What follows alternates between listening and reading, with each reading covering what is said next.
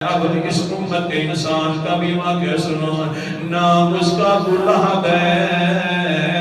میں نے بھی اس کا یہ نام رکھا گیا تھا، ابو لہب اس کا لقب بن گیا تھا، ورنہ تو اس کا نام عبد العزہ تھا۔ ابو لہب اس لیے کہتے تھے کہ جب بھی یہ باہر نکلتا اتنا خوبصورت تھا، گویا کہ آگ کے شعلے نکل رہے ہیں اس کے منہ سے، اس لیے نام بن گیا ابو لہب، شعلوں والا انسان، اتنا خوبصورت ہے، نورانیت والا، یعنی مطلب یہ ہے کہ بہت خوبصورتی والا، حسن و جمال والا،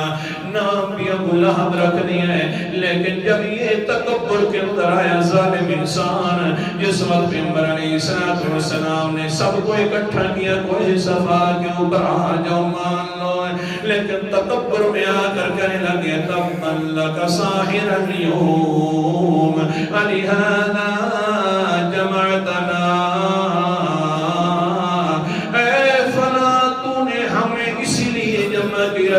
تیرے دونوں ہاتھ ٹوٹ پڑے۔ متکبر تھا، بڑی خوبصورتی کے اندر جو سمجھ رہا تھا اپنے آپ کو، اللہ تعالیٰ نے جواب اتار دیا۔ اللہ اکبر کبیرہ۔